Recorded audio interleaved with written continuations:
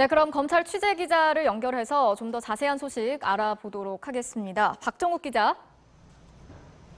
네, 서울중앙지검에 나와 있습니다. 네, 오늘 조사가 예상보다 일찍 끝났는데요. 어떤 분위기였는지 취재된 내용이 있습니까? 네, 정 교수에게 제기된 의혹이 적지 않은 만큼 오늘 조사는 밤 늦게까지 이어질 것으로 예상됐었는데요. 앞서 전해드린 대로 정 교수가 건강상의 이유로 조사 중단을 요청해 일찍 귀가시켰습니다. 정 교수는 오늘 특수 2부가 있는 11층에서 변호인과 동석해 조사를 받았습니다. 검찰은 오늘 조사와 관련한 내용이 알려지는 것에 대해 상당히 경계하는 분위기인데요. 일단 정 교수는 진술을 거부하지 않고 여러 의혹들에 대해 대체로 부인한 것으로 전해졌습니다. 그렇군요. 아무래도 이 정 교수의 신병 처리가 어떻게 될 것인지에 대해서 관심이 높은데요. 구속영장이 청구될 가능성 얼마나 될까요?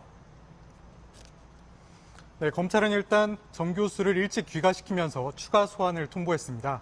법조계에서는 일단 검찰이 정 교수에 대한 조사가 모두 끝나면 구속영장을 청구할 가능성이 높다는 관측이 나오고 있습니다. 검찰이 구속영장을 청구한다면 그 주된 혐의는 사모펀드 관련 의혹이 될 것으로 보이는데요.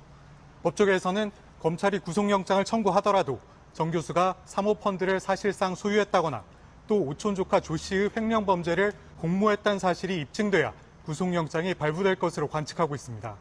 따라서 검찰도 이 부분을 신중하게 검토할 것으로 보입니다. 만약 검찰이 구속영장을 청구했는데 이것이 기각된다면 걷잡을 수 없는 비난과 함께 이후 수사에도 심각한 타격이 예상되기 때문입니다. 따라서 정 교수에 대한 구속영장 청구 여부 그리고 발부 여부는 이번 수사의 향방을 가를 중요한 분수령이 될 것으로 보입니다. 자, 오늘 정 교수가 소환 조사를 받으면서 조 장관을 제외한 가족들이 모두 검찰 조사를 받게 됐는데 조 장관도 소환 대상인지가 궁금한데요. 어떻습니까? 네, 결론부터 말씀드리자면 당장 검찰이 조 장관을 소환할 가능성은 높지 않아 보입니다. 먼저 유력하게 제기되고 있는 공직자윤리법 위반 여부를 판단하기 위해선 조 장관 본인이 사모펀드와 관련한 의혹들을 모두 알고 있었다는 것을 검찰이 객관적으로 증명해야 합니다. 또 딸과 아들의 서울대 인턴 증명서 발급 과정에도 조 장관이 직접 관여했다는 정황이 드러나야 혐의를 적용할 수 있습니다. 아직은 정 교수와 관련한 의혹들도 사실관계를 다투고 있는 만큼 정 교수에 대한 수사 결과에 따라 조 장관을 조사할지 또 조사한다면 어떤 식으로 할지 등을 결정할 것으로 보입니다. 지금까지 서울중앙지검에서 전해드렸습니다.